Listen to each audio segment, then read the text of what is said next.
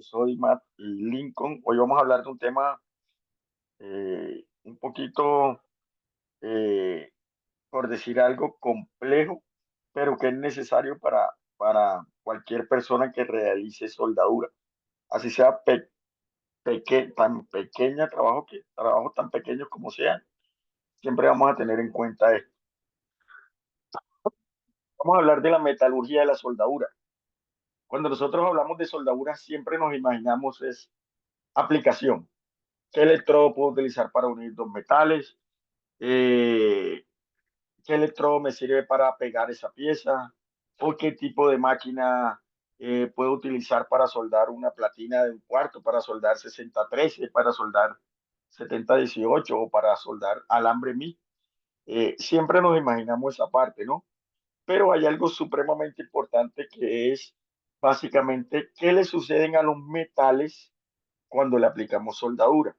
Cuando nosotros hablamos de soldadura por arco eléctrico, estamos siempre refiriéndonos a altas temperaturas, 2000, 2500 grados hasta 6000 grados centígrados.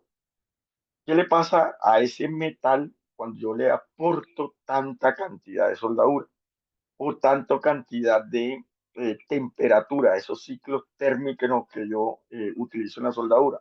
Entonces vamos a entender un poco, si tienen alguna duda, la pueden escribir al chat y tratamos de contestarla, ¿listo? Entonces definamos un poco de metalurgia. Nosotros metalurgia es un tema bastante extenso, pero básicamente la metalurgia es lo que estudia el estudio de la extracción y elaboración y tratamiento de los metales y sus aleaciones. Pues hay metalúrgicos que básicamente son los que fabrican los metales. Yo puedo fabricar un acero aliado, un acero de alto carbono, un acero de medio carbono. Puedo fabricar aceros inoxidables, puedo fabricar aluminios, puedo fabricar níquel, no sé, una cantidad de metales. Básicamente es la extracción, o sea, el estudio de cómo yo saco esos materiales, esos elementos que están en la tabla periódica de la Tierra, y cómo hago una aleación, cómo mezclo esos metales para que me resulten unos metales que puedo utilizarlo en la ingeniería, que puedo utilizarlo en la fabricación, que puedo utilizarlo en hacer una estructura metálica, ¿sí? Entonces, es un estudio bien grande, ¿sí? Que hay dos tipos de metalurgia: la extractiva, que básicamente es cuáles son las técnicas para yo extraer ese metal. No sé si alguno ha escuchado, por ejemplo, de Cerro Matoso, donde sacan ferroníquel por allá en Córdoba, y básicamente lo que hacen es coger ese metal que extrajeron de la tierra y tratarlo para sacar un metal que me pueda servir para fabricar algún tipo de proyecto. Y la metalurgia física, perdón, que es básicamente el estudio de los metales. ¿Qué reacción tienen los metales a ciertos comportamientos, a ciertos tratamientos? Yo le puedo hacer por ejemplo, un tratamiento térmico al metal, pero también le puedo hacer un tratamiento mecánico, ¿sí? Y puedo cambiar su microestructura, puedo cambiar las propiedades mecánicas de ese metal. Por ejemplo, si yo quiero que un metal tenga una dureza específica, yo lo puedo hacer bajo tratamiento térmico. Lo caliento a cierta temperatura, lo llevo a una microestructura, lo enfrío rápidamente y yo tengo un temple. Tengo una dureza, cierta dureza en el metal. Pero yo también puedo bajarle esa dureza a ese metal. No solamente lo puedo hacer con temperatura, también lo puedo hacer con procesos mecánicos. Si yo cojo un metal y lo meto en una roladora y voy sacándolo cada vez más delgado, reduciendo su espesor, o sea, lo voy laminando, puede encontrar también cierta dureza. Entonces, ese estudio de hacerle esos cambios mecánicos al metal o cambio físico, pues se llama metalurgia física.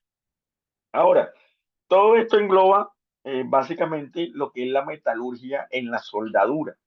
Es un tema bastante específico. ¿Qué le pasa al metal cuando yo le aplico soldadura? ¿Cuáles son las consecuencias que yo tengo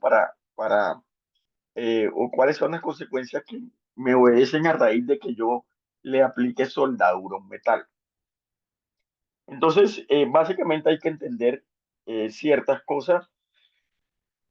Lo primero que hay que entender es que todos los metales, vamos a hablar solamente de metales, todos los metales están compuestos por átomos.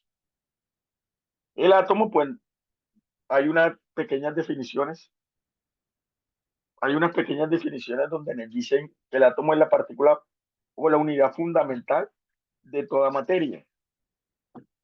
Hay otras que son es digamos que es el elemento más pequeño, pero básicamente el que mejor se atina es la unidad fundamental de la materia. Todo está compuesto por átomos. Nosotros como seres humanos, los seres inertes, no sé, perdón, los elementos inertes, los metales, los plásticos, todos tienen compuestos de átomos. Ahora, ¿cómo se compone ese átomo? Ese átomo básicamente tiene un núcleo y el núcleo tiene unas cargas positivas que se llaman protones, tiene unas cargas neutras que se llaman neutrones y alrededor de ese átomo eh, hay una serie de elementos que se llaman electrones que tienen carga negativa que están circulando alrededor de ese átomo. Imagínense como un poco como el sistema solar. En el centro está el Sol y alrededor están los planetas. Algo así, es un poco diferente, pero para imaginarnos algo así. Y si miramos un microscopio, todo está compuesto por átomos. Ahora, como tenemos acá en la foto, tenemos protones, neutrones en el centro, en el núcleo, y tiene unos orbitales o unos elementos que se llaman neutrones que tienen carga negativa que están circulando alrededor del átomo. Esto es importante entenderlo. ¿Por qué? Porque cuando yo le voy a aplicar soldadura a un metal, le estoy aplicando calor. Cuando yo le aplico calor, ese átomo comienza a moverse. Y si ese átomo se mueve, puedo tener algunas consecuencias negativas o positivas en el metal que yo estoy soldando. Si no entienden esta parte, por favor me la dicen, pero sí me interesa que traten de entenderla, ¿listo? Cuando yo miro, yo cojo un pedazo de metal, un pedazo de acero.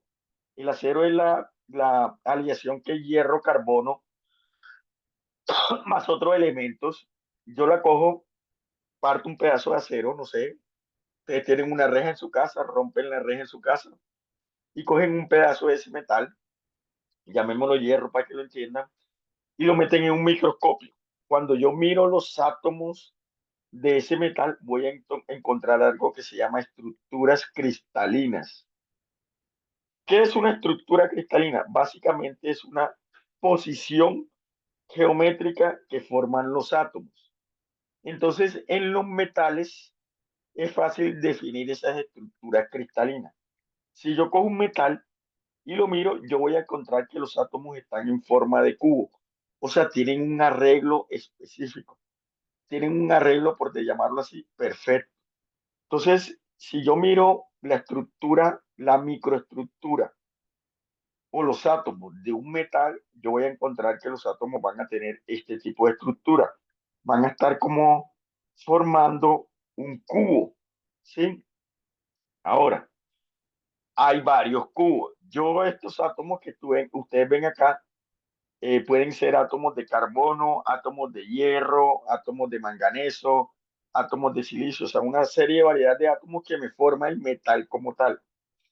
Entonces, hay varios tipos de estructuras, ¿sí? No nos vamos a enfocar en eso, pero quiero que entiendan que cuando nosotros miramos la microestructura de un metal, específicamente de un metal, vamos a encontrar un arreglo atómico. Son los únicos materiales en el universo que tienen unos arreglos atómicos específicos.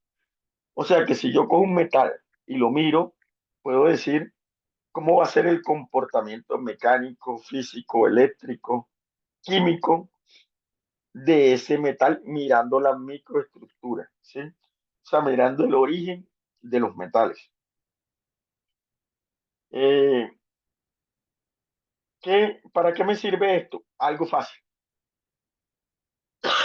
Yo tengo un metal, yo miro el hierro, que es Fe de la tabla periódica y encuentro que tienen esta estructura cristalina en forma de cubo.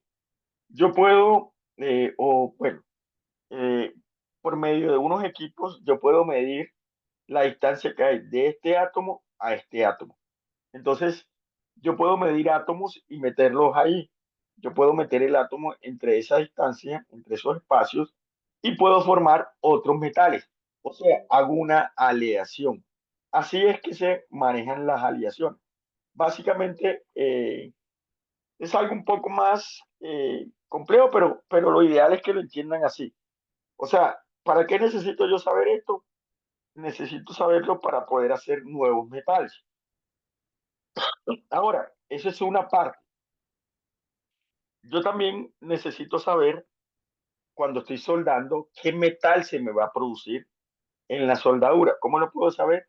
Mirando la microestructura de la soldadura aplicada. ¿Listo? Eh, seguimos un poco. Entonces, yo puedo tener varios átomos o varios arreglos atómicos. Por ejemplo, hay uno que se llama BBC, cúbico centrado en el cuerpo. Quiere decir que tiene un átomo que está en la mitad del cubo. Estas líneas son imaginarias, ¿no? Imagínense, los átomos están separados por una fuerza que le llaman fuerzas de Van der Waals. Son unas fuerzas interatómicas que dejan que los átomos estén, como se acuerdan que yo les dije que estos átomos en el núcleo tienen cargas positivas, cargas neutras y alrededor del átomo hay cargas negativas. Entonces imagínense poniendo una pila del lado positivo o un imán del polo positivo, polo negativo, polo sur, no sé, polo norte. Hay unos que se atraen, otros que se repelen. Entonces, esas cargas que están aquí alrededor de esos átomos hacen que el material, básicamente, que esos átomos se mantengan unidos o se mantengan separados. Son cargas que no se pueden desprender. Ahora, eh, hay unos que son, por ejemplo, que hay un átomo que está en el centro, que es el hierro, el cromo, el molibdeno, el tungsteno, el vanadio. Como hay unos que se llama FCC, que es cúbico centrado en las caras, como el aluminio, el plomo, el níquel, el plomo, la plata, el oro, el platino. Entonces, este se llama cúbico centrado en las caras. ¿Por qué? Porque tiene unos átomos que están en las caras de los cubos. Yo puedo deducir, por ejemplo, si yo veo un átomo que tiene o un metal que tiene esta estructura cristalina, yo puedo decir que aquí hay una serie de electrones que se mueven con cargas negativas, entonces aquí voy a tener más carga negativa. Entonces yo puedo deducir que este metal va a tener una conductividad eléctrica mayor. Los átomos van a estar más cerca, entonces la conductividad eléctrica va a ser mayor, el transporte de la electricidad va a ser mayor. El oro, el cobre, pues son metales que se caracterizan por tener digamos que una conductividad eléctrica mucho mayor y una conductividad térmica mayor. ¿Por qué? Porque por el arreglo atómico.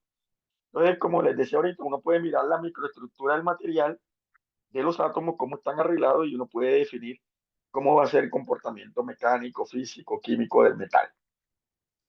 Ahora, solamente esto era para que entendieran un poco cómo vamos a trabajar ahora en la metalurgia de la soldadura. Bueno, esta es una que se llama hexagonal compacta, que básicamente es una microestructura que tiene una resistencia bastante alta. El titanio, el zinc, el cobalto.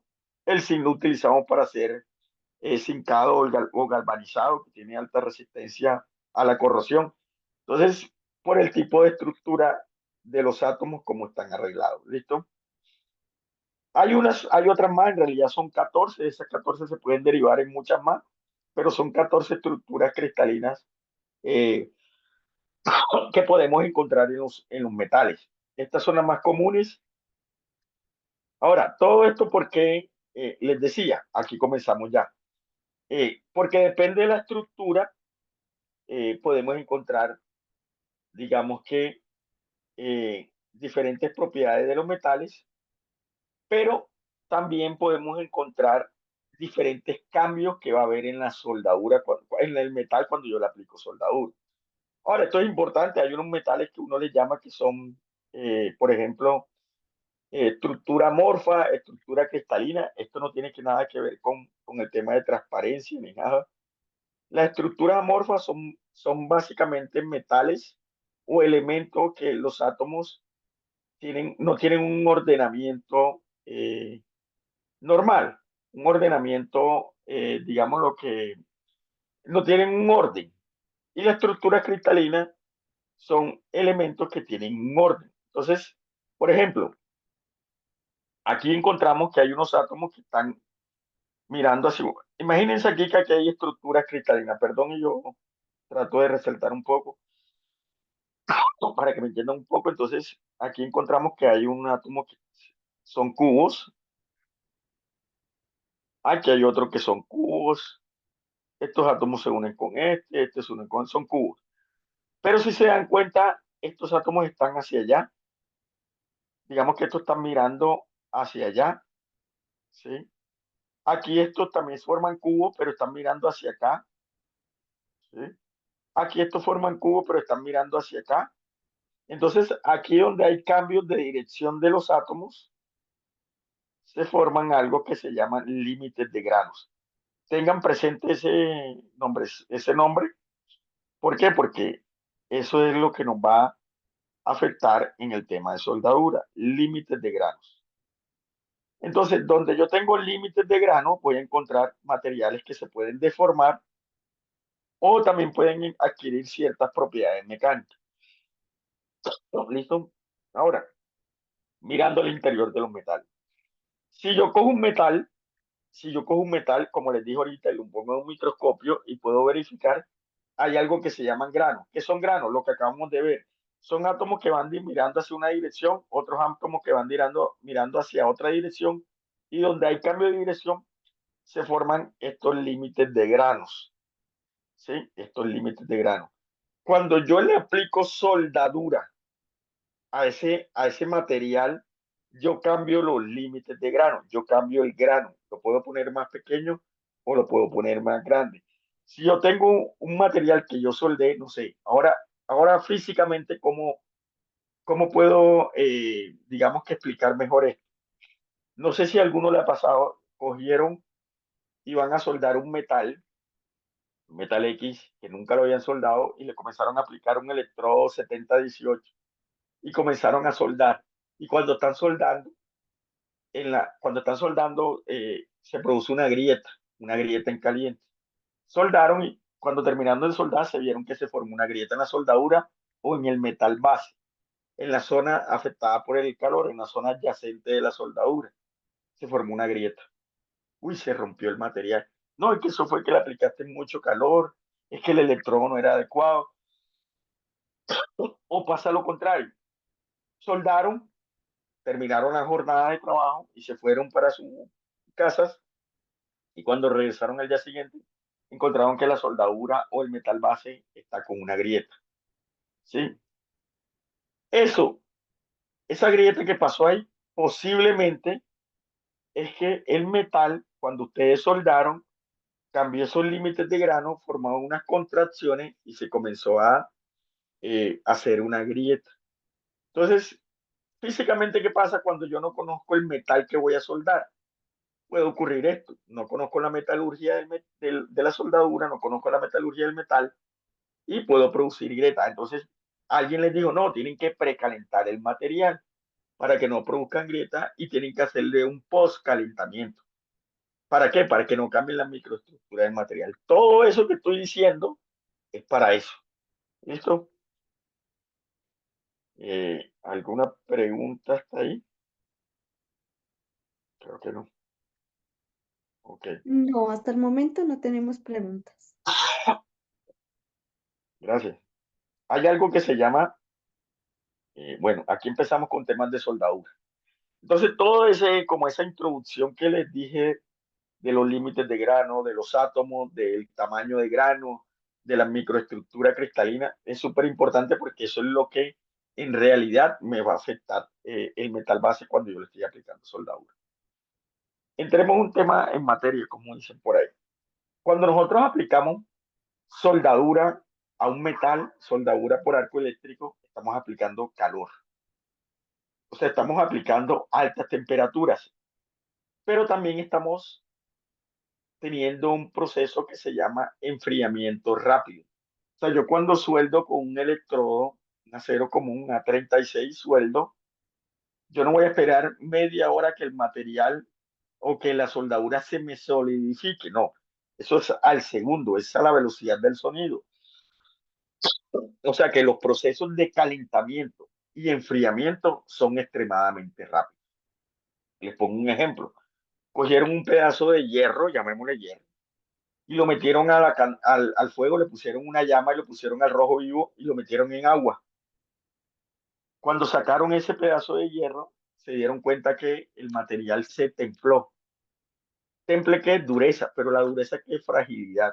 Entonces posiblemente se les cayó y se partió o van a hacer un, no sé, un centropunto y lo cogieron y le metieron, vamos a hacer un centropunto con varilla corrugada, perdón, y lo metieron al fuego, lo metieron en una fragua, una llama, lo calentaron al rojo vivo y lo metieron en agua con sal. Y eso tomó una dureza. Pero cuando le fueron a pegar con el centropunto, no sé, a un pedazo de concreto, a un metal, se partió el centropunto. No, es que ese metal es malo, no, tiene tanta dureza que se volvió frágil. Entonces, cuando yo estoy aplicando soldadura, estoy haciendo lo mismo, ¿sí? Estoy haciendo lo mismo básicamente en el metal base. Estoy aplicando altas temperaturas, pero también estoy aplicando enfriamientos muy rápidos, se me están produciendo enfriamientos muy rápidos. Entonces, ese calentamiento y ese enfriamiento rápido se llaman ciclos térmicos en la soldadura, ciclos térmicos. Esos ciclos térmicos que pueden originar, ay, se me fue. ¿Qué afectación pueden tener en el metal? Pues básicamente que estoy cambiando la microestructura del metal. Así. Entonces, ¿qué pasa? Estoy cambiando esos átomos, estoy cambiando esa estructura que se llamaba cúbico centrado en el cuerpo, cúbico centrado en la cara, y ya lo cambié. ¿Por qué? Porque cuando yo caliento el metal hay difusión atómica. ¿Qué quiere decir eso? Hay movimiento de átomos, hay energía, hay movimiento de átomos. Cuando yo cambio ese movimiento de átomos, básicamente estoy cambiando las propiedades mecánicas del metal. ¿Sí? Están en un cuarto, no sé, de 2 metros por 2 metros, y tenemos una puerta que tiene unos, no sé, unos 80 centímetros de ancho, y le digo a las personas, bueno, pónganse en fila y comiencen a entrar uno a uno, y se van acomodando, ¿sí?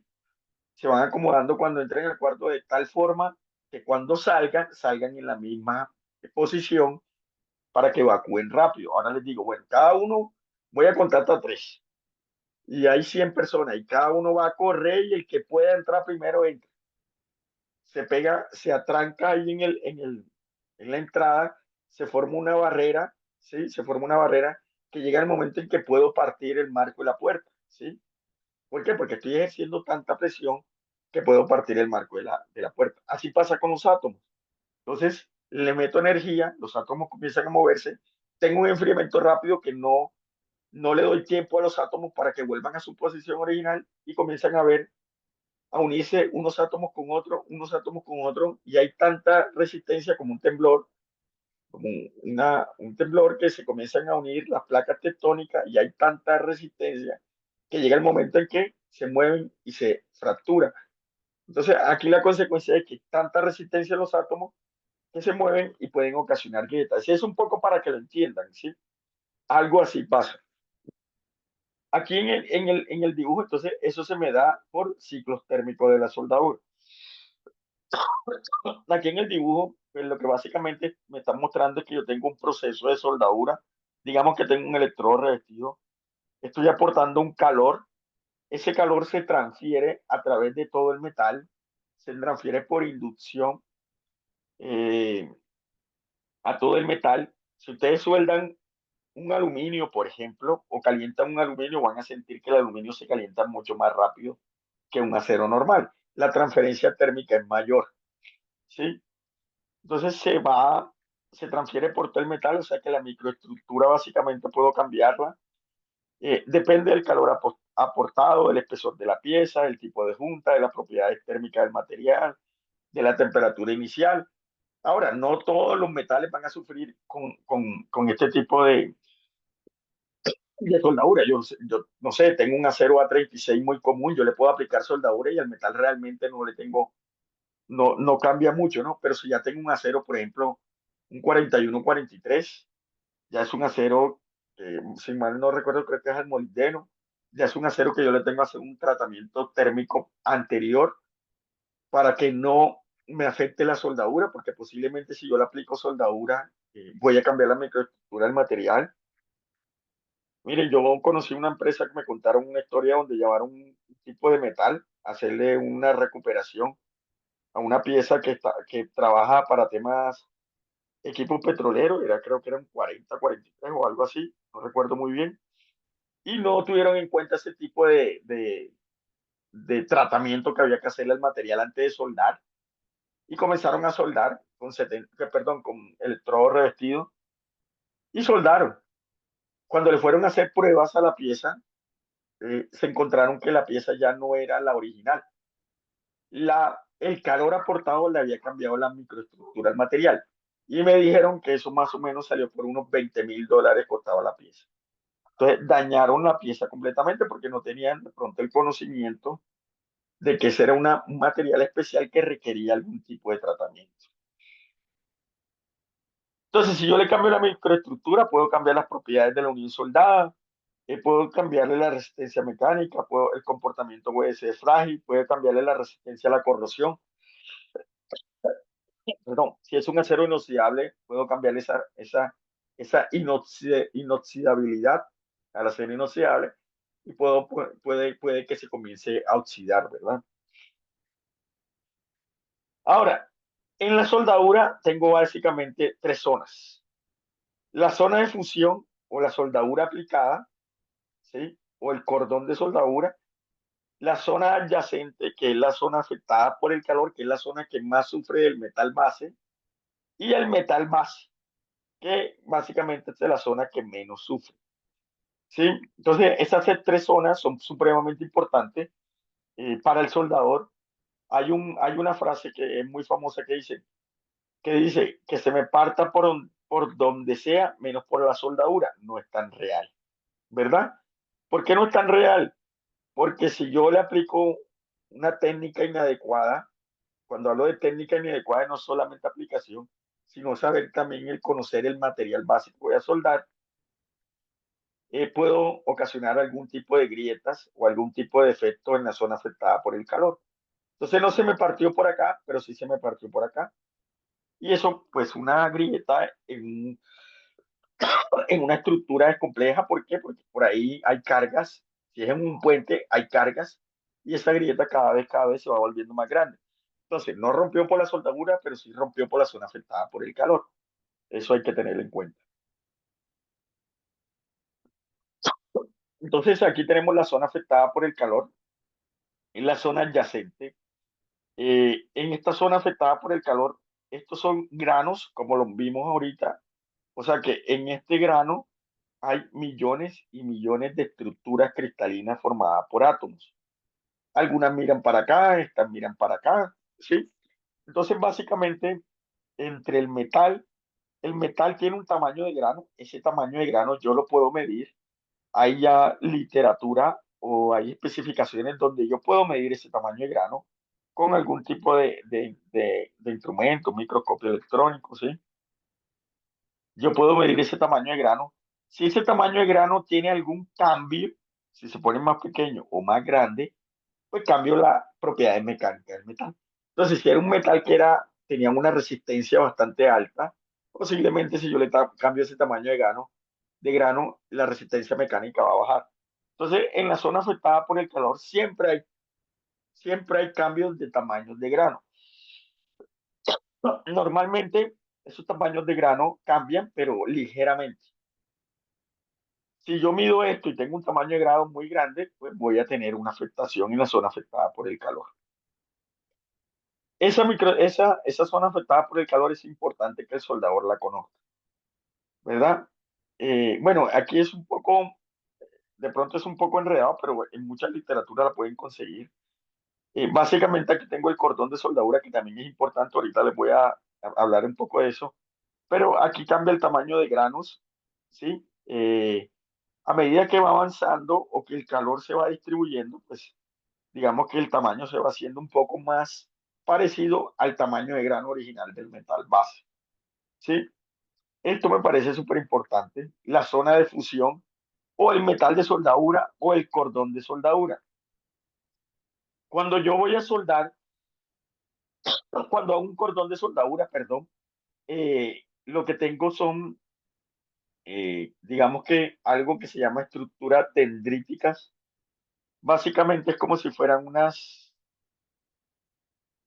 como unos dedos, digámoslo así, que se van formando, ¿sí? Se van formando, se van formando. Eso se llaman estructuras dendríticas. Esto es un molde, básicamente. Si yo esta es la pieza original que voy a soldar. Tiene un bisel en B. Digamos que aquí tiene algo exagerado, pero tiene aquí 2 milímetros. Y voy a soldar eso. Listo, la pieza uno y la pieza 2. Voy a soldar. Y lo que hago es que le voy a aplicar soldadura. Voy a hacerlo con un 70-18. Esto es un molde. ¿Cuál es la parte más fría del molde? La parte exterior. O sea que esta es la parte más fría. O sea que imagínense que yo tengo un cubo de hielo y ustedes le ponen hielo, le ponen agua, perdón, y lo sacan antes de que se congele. Entonces está medio congelado. ¿Cuál es la parte que está siempre congelada? La parte de las paredes. ¿Por qué? Porque es la zona más fría. Entonces él se comienza a congelar hacia adentro y en el centro no se terminó de congelar porque la sacaron antes y todavía hay líquido, todavía hay agua. ¿Sí? La soldadura es algo parecido, es un molde y se comienza a enfriar desde esta parte. O sea que el enfriamiento se da desde esta parte. ¿Sí? No va a quedar líquido como el hielo, pero básicamente para que me entiendan un poco.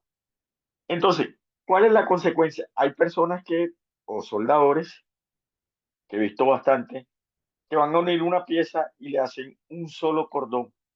No háganle un cordón de un tamaño de 3 pulgadas. ¿Sí? Entonces, ¿qué pasa? Esa estructura dendrítica, como la ven acá, no alcanza a tener, digamos, un amarre, para que me entiendan, con la que está acá y pueden quedar espacios.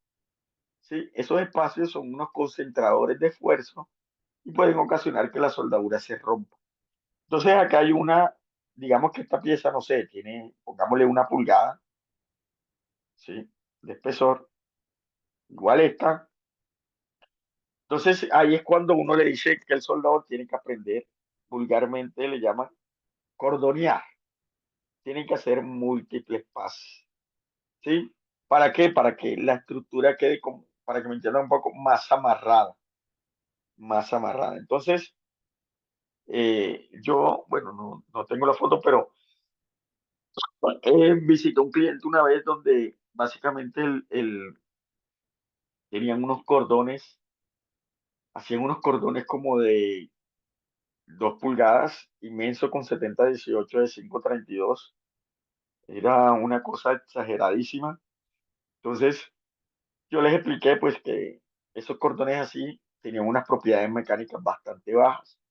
¿Por qué? Porque le estoy aportando mucho calor a la pieza que estoy soldando y aparte que no, la estructura dendrítica como se va fusionando el metal de soldadura del cordón no es la mejor forma. Entonces les dije, eso tiene propiedades mecánicas extremadamente bajas. Posiblemente el 70-18 que tiene 70.000 libras por pulgada cuadrada mínima de resistencia no va a tener las 70.000, posiblemente tenga 50.000, 30.000, habría que hacerle prueba, pero estoy seguro que es muy bajo. Entonces la respuesta que me dieron fue que ellos lo venden así porque la gente cree que entre más soldadura tenga, tiene más resistencia, ¿sí? Pero sí, hay mucha gente que cree eso, pero no es lo adecuado. Entonces yo le dije, ¿cuántas reparaciones quiere? Me dijo, tenemos reparación y eso nos hace tener más trabajo. No fue como la mejor respuesta, ¿no? Porque llega una empresa que sí lo hace bien y van a tener soldadura o piezas para mucho más tiempo. Entonces, pues un poco ahí, tuvimos ahí un poco como esa discusión sana ahí. Pero por eso es que cuando uno le dice a los soldadores, usted tiene que aprender a hacer múltiples pases, hacer empalme entre cordones, es para evitar todo eso, ¿sí? Es para evitar ese tipo de microestructura que se puede formar en la soldadura. Bueno, yo les hablaba un poco de precalentamiento, de tratamiento anterior y tratamiento posterior.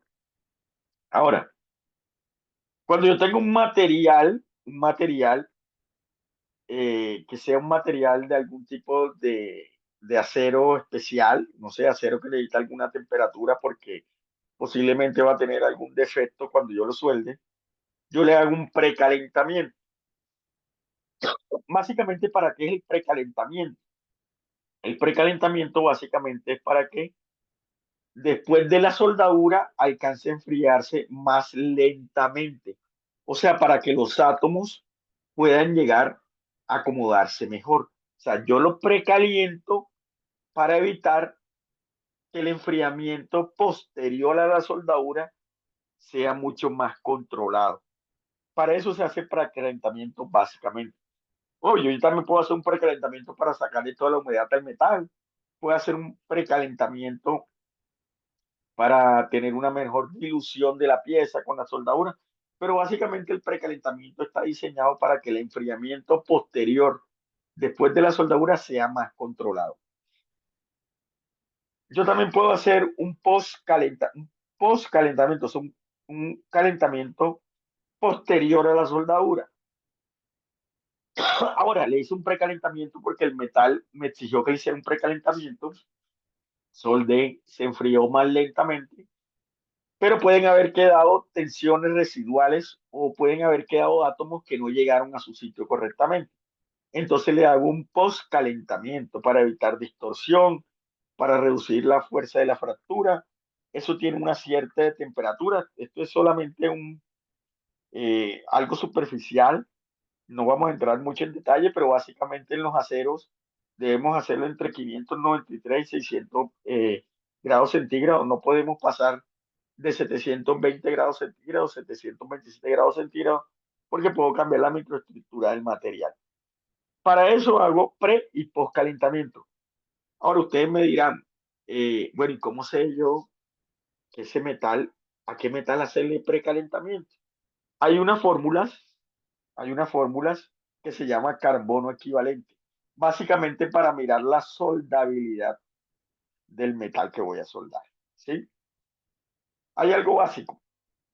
Entre los aceros tengan más contenido de carbono, son más difíciles de soldar. Para esto, yo necesito saber cuál es la composición química del metal que voy a soldar. ¿Cómo la sé? Pues si yo voy a una, no sé, voy a construir algún tipo de estructura y voy a de unas personas que venden acero a unos herreros y les digo, mire, yo necesito construir esta estructura y la voy a hacer con A572, porque es un acero que tiene alta resistencia. Ellos le entregan una ficha técnica a uno. En la ficha técnica me dice cuál es la composición química del metal. Tiene tanto de carbono, tiene tanto de hierro, tiene tanto de manganeso, tiene tanto de vanadio, ¿no? Qué sé yo, tienen elementos y me dan los porcentajes que tienen esos elementos. Entonces hay una fórmula que ahorita se la muestro que se llama carbono equivalente y es fácil de encontrar en internet. No es que esto sea, hay que buscarlo en la biblioteca de la NASA, no, no, no. Ustedes ponen fórmula de carbono equivalente, hay unas que ya están formuladas, hay unas que las bajan en Excel, hay unas tablas que son muy manuales, que las pueden conseguir. Entonces, los aceros que tengan un carbono equivalente, que el resultado sea entre 0,2 y 0,3% de carbono equivalente, tienen buena soldabilidad, o sea que no le tengo que hacer ningún tipo de tratamiento, ¿verdad? No le puedo hacer, lo puedo soldar y no va a pasar nada. Ahora, los aceros que tengan mayor a 0,4% de carbono equivalente tienen riesgo a sufrir fisuración en frío en la zona afectada del calor. O sea que estos aceros hay que hacerle algún tratamiento térmico anterior y posterior. ¿Sí? Estas son fórmulas de carbono equivalente. Estas fórmulas también derivan, hay unas fórmulas también que derivan de cuánto es la temperatura de precalentamiento, cuánto es la temperatura de poscalentamiento, conociendo la microestructura, o perdón, conociendo la composición química del metal. ¿Sí? Entonces, hay una forma que se utilizan. La fórmula más común básicamente es la de Eh, ya se me fue para indicarles acá, perdón, y saco el puntero. Es la fórmula de tipo PCM, parámetro de composición. Esta es la fórmula que utiliza la AWS de 1.1. Es una código para fabricación de estructuras. Entonces me dice, la fórmula de carbono equivalente es carbono más silicio sobre 30 más manganeso, más cobre, más cromo, más níquel, más molibdeno. Algunos metales no lo tendrán, ¿verdad? Algunos no tendrán vanadio, algunos no tendrán molibdeno, pues los obviamos. Y básicamente ese silicio sobre 30 básicamente son los átomos que caben en la estructura de esa composición química. Entonces hay unas que uno las busca y le aparecen ya formuladas. Entonces usted pone, bueno, voy a soldar este metal y este metal está en la composición química, entonces le voy agregando, tiene tanto de manganeso, tiene tanto de silicio, tiene tanto de cobre, tiene tanto de cromo, entonces me arroja el carbono equivalente es tanto. Y esa misma fórmula me dice, tiene que hacerle precalentamiento a tanto por tanto tiempo y tiene que hacerle un postcalentamiento a tanto por tanto tiempo. O si no, uno se va a la literatura y busca metales que tengan aproximadamente, que tengan ese carbono equivalente y uno va sacando cuál es la fórmula o un diagrama, el diagrama temperatura-tiempo, transformación temperatura-tiempo, si mal no recuerdo cómo se llama, y ahí uno puede buscar, fijar y me dice cuál es la temperatura que yo debo hacer. Sí, entonces, no todos los metales, no todos los metales, pero muchos metales sí hay que hacerle algún tipo de tratamiento.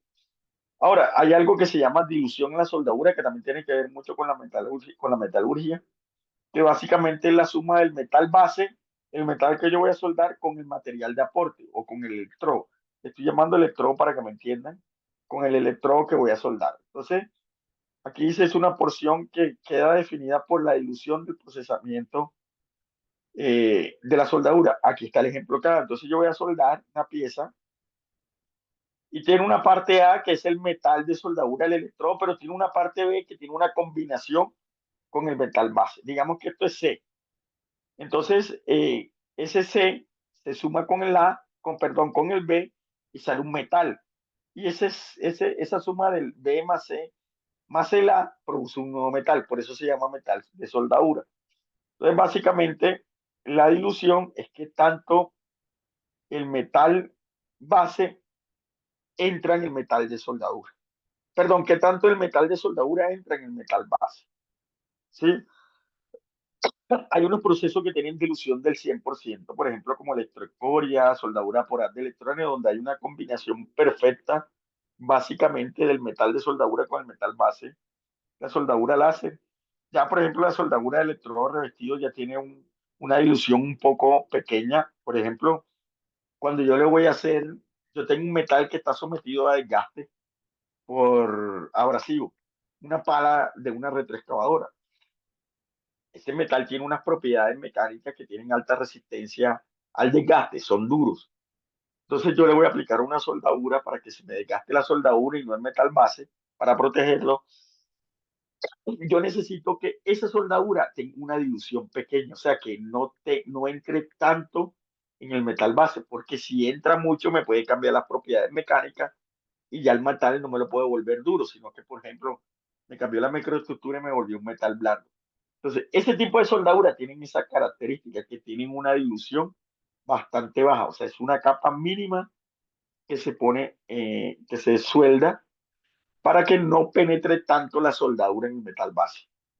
Entonces, por ejemplo, algunos conocen un electrodo, los electrodos de nosotros que son para antidesgaste, que son los Gridur, tienen una dilución muy pequeña, ¿sí? Eh, hay procesos, nosotros tenemos procesos MIC, alambres para hacer el tema de protección antidesgaste, pues tienen una dilución pequeña. Ahora, si yo tuviera un tipo de consumible en electroescoria, pues no lo podría utilizar para soldar ese tipo de aplicaciones. ¿Por qué? Porque tendría una dilución del 100% y lo que hago es que cambio las propiedades mecánicas del metal base. ¿Sí? Otro es por ejemplo, esa dilución es importante. ¿Por qué? Porque yo puedo soldar, por ejemplo, voy a soldar un acero al cromo molibdeno, ¿sí? Es un acero inoxidable y lo voy a soldar con un electrodo, perdón, lo voy a unirlo, voy a hacer una soldadura disímil con un acero A316. Son dos tipos de acero que tienen, hay una que tiene una mínima resistencia a la corrosión y hay otro que tiene una alta resistencia a la corrosión, el acero 316. Tengo dos tipos de metales, pero no sé cómo unirlos. No sé qué metal base voy a utilizar o qué electrodo voy a utilizar, ¿sí? Entonces yo puedo calcular haciendo básicamente una fórmula para deducir cuál es el metal de aporte que yo debo utilizar. Ahora, ya teniendo esta composición química del metal de aporte, pues puedo buscar ya en catálogos de Lincoln, cuál es el metal parecido que me sirve para unir esos dos aceros de diferentes características. Esto es importante. Ahora, digamos que hay muchos ya, o sea, no es que yo voy a unir un acero 316 con un acero inoxidable 304 y tengo que hacer la fórmula, no, ya hay mucho material de aporte, muchos electrodos que ya tienen una especificación de cómo utilizarlo. Pero hay metales que posiblemente toca en algún momento de la vida cuando estemos soldando, toca hacer este tipo de formulación, ¿sí? ¿Tienen alguna duda hasta ahí? No, señor, por el momento no hay ninguna duda. Ok. Bueno, preguntas, ¿entendieron? Muy complicado Y la capacitación. les recordamos a las personas que pueden dejar sus preguntas, sus dudas o si desean que se pueda profundizar en algún tema en especial, nos lo pueden dejar hacer saber por el chat y nosotros pues damos respuesta. Por el momento no tenemos ningún comentario. Ok, gracias. Entonces es un tema es un poquito complejo, pero es también, eh, es también muy interesante conocerlo. No solamente es aplicar, no solamente es la máquina, saber conocimiento de la máquina, sino qué pasa en el metal base cuando voy a soldar. Bueno, aquí Germán nos dice, tema interesante, corto el tiempo. Sí, traté pues, resumirlo al máximo, pero que tuviera algo, pero eh, pues en una hora pues es un poco complicado. Amerita más exposiciones al respecto. Se tendrán en cuenta, ¿verdad? Profundizar más, no sé, una segunda parte de metalurgia de la soldadura para próximos capacitaciones. Claro que sí.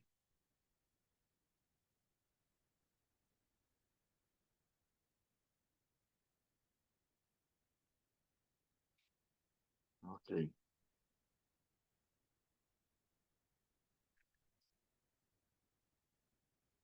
Bueno, si no hay más preguntas, muchas gracias por escucharnos.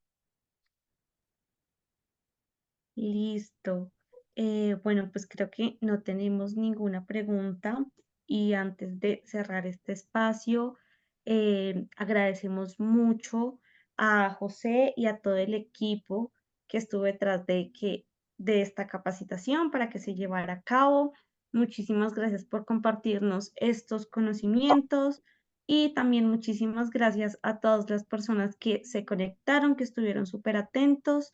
Nuevamente, muchísimas gracias y recuerden que si se perdieron de algún detalle de la capacitación, pueden revisar la grabación en nuestro canal de YouTube o en el sitio de Academia Constructor.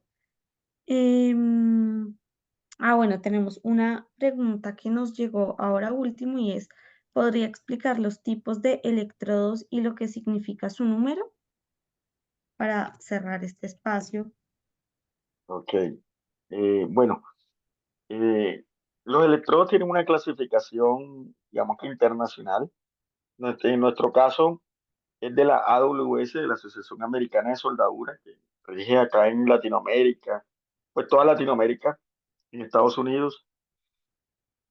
Es una clasificación, la más sencilla es de 4 dígitos, eh, pues o lo más sencillo y lo más, o la forma más técnica de hacerlo, ¿sí? Por ejemplo, aquí les voy a poner el E7018. Eh, los 2 primeros dígitos es la resistencia de la soldadura. Entonces, por ejemplo, ese 7018 tiene una resistencia mínima a la tracción. O sea, si yo sueldo con ese 7018 e intento separar esa soldadura, va a tener mínimo 70.000 libras por pulgada cuadrada o 70 KSI, 70 kilos por pulgada cuadrada. Sí, esa es la resistencia mínima. Normalmente estos electrodos siempre tienen una resistencia mayor por un factor de seguridad, pero esta es la resistencia mínima, 70.000 libras por pulgada cuadrada. El tercer dígito, que es en este caso un número uno, el tercer dígito me dice la posición con que se puede utilizar el electrodo. Tengo 4 posiciones: plana, horizontal, vertical y sobre cabeza. Cuando tiene un número uno, puedo utilizar las 4 posiciones. Puedo soldar plano, horizontal, vertical o sobre cabeza. Hay uno electrodo que tiene un número 2. El 7024 tiene un número 2. Cuando tiene un número 2, puedo soldar nada más plano y horizontal. Y el último dígito es el tipo de revestimiento, la característica que me da la soldadura y el tipo de polaridad que yo debo utilizar. Entonces, los que terminan en 0 y en 1, 6010, 6011, son electrodos celulósicos. La característica de él es que tienen alta penetración. Es un electrodo que tiene un arco bastante fuerte y me sirve, o sea, básicamente penetra mucho en el material, ¿sí? Hay una dilución mayor. Los que terminan en 3, 4 y 5 son electrodos rutílicos. La característica es que tienen buena presentación. Son electrodos que dejan un cordón muy bien presentado, ¿sí? Y los que terminen en 5, 6, 7 y 8, como el 7018, el ejemplo que está acá, son electrodos que tienen muy buenas propiedades mecánicas. Tienen la mayor resistencia, pero también tienen propiedades de tenacidad. O sea que yo le puedo aplicar cargas y ellos se deforman, absorben esa energía, pero no se parten. Básicamente es eso, esa es la, como la, tienen otros números, otras letras, pero lo importante es conocer los 4 primeros dígitos. No sé si le quedó claro al señor César Augusto.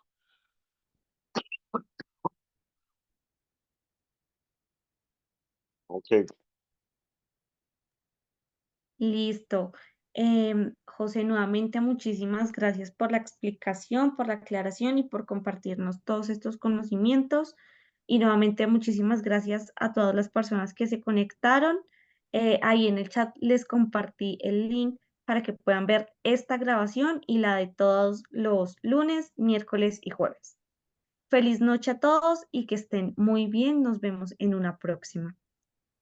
bueno, muchas gracias. Que Gracias. estén bien. Feliz noche.